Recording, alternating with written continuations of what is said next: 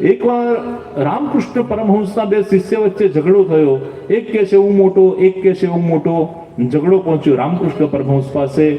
ઠાકુર આ બેમાંથી મોટો કોણ? એક કહે છે હું સિનિયર છું, બીજો કહે છે ભલે હું જુનિયર છું પણ નોલેજ મારું વધારે છે તો હું મોટો. રામકૃષ્ણ પરમહંસે કહ્યું કે જે બીજાને મોટો ગણે ને એ મોટો કહેવાય. પછી તો બે વચ્ચે થયું કે તું મોટો, પેલો કહે છે ના ના તું મોટો.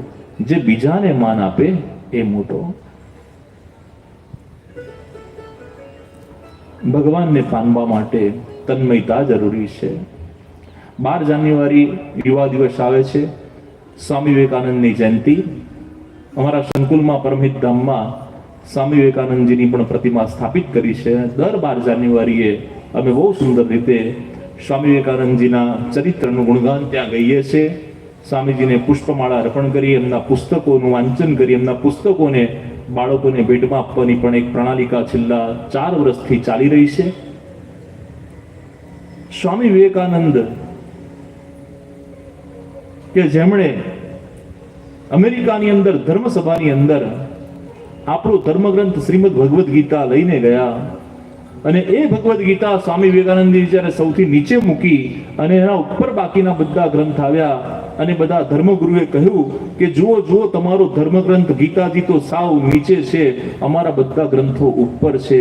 ત્યારે સ્વામીજીએ કહ્યું કે જો નીચેથી હું ગીતાજી ખેંચી લઈશ ને તો બધા ધર્મગ્રંથ ધરાશયી થશે. બધા ધર્મગ્રંથનો જો આધાર હોય ને તો એ અમારી ભગવદ્ ગીતા છે.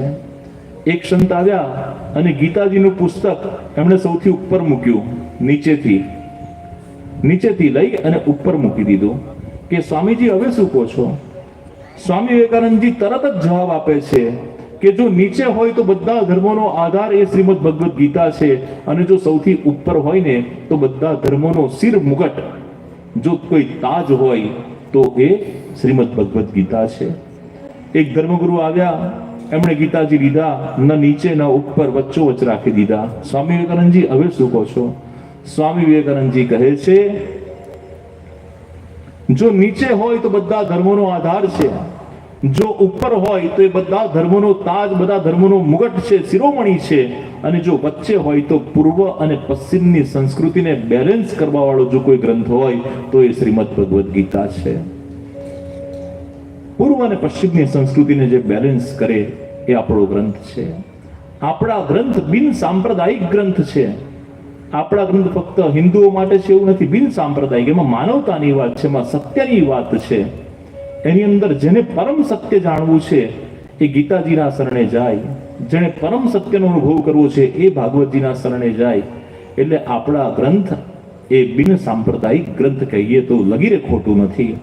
એ બધા ધર્મના વ્યક્તિ માટે છે, એ માનવતા માટે છે.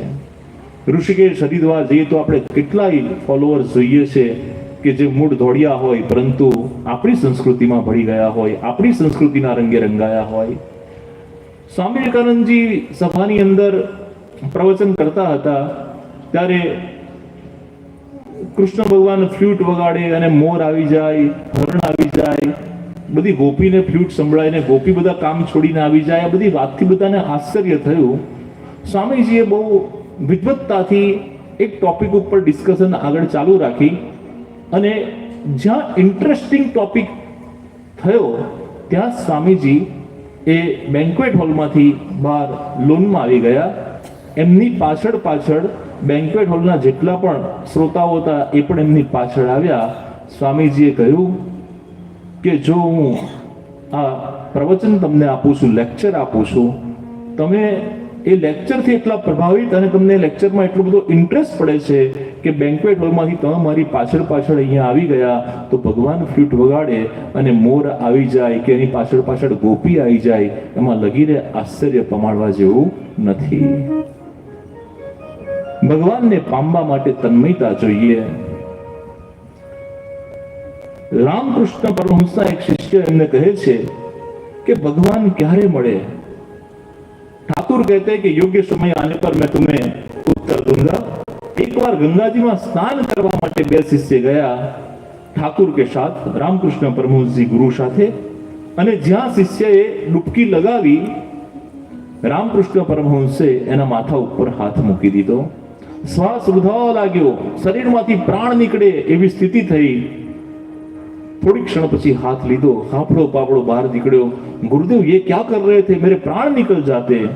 ત્યારે ગુરુદેવ કહે છે કે તું જ્યારે પાણીમાં હતો, તારા માથા પર હાથ રાખ્યો, તને બહાર ના આવવા દીધો, ત્યારે તને શું અનુભૂતિ થઈ? તો કે છે મને હતું કે ગમે તેમ કરીને હું આમાંથી બહાર નીકળું અને શ્વાસ લઉં. ઠાકુર કહેતે હે બસ ભગવાન માટે પણ આવી તન્મયતા થઈ જાય ને કે ના મારે એની હાવ ભગવાનને જાણવા છે, સમજવા છે, મેળવવા છે, એવી તન્મયતા થાય ત્યારે ભગવાન મળે ને મળે જ.